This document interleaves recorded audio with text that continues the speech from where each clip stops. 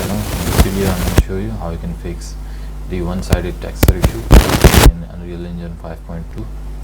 So right now you can see the texture is only being shown from one side, so I'm going to show you how you can fix that. Simply go to materials and select your material and enable this two-sided option here, and then apply it on your materials. If you have a object with a single material, so you just have to apply it once and that's it. But if you have multiple materials in your single object, so you have to do this in each material property, and your problem will be solved after that.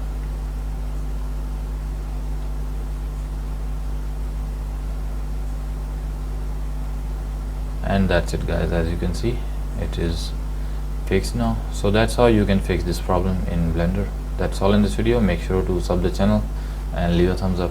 Bye for now.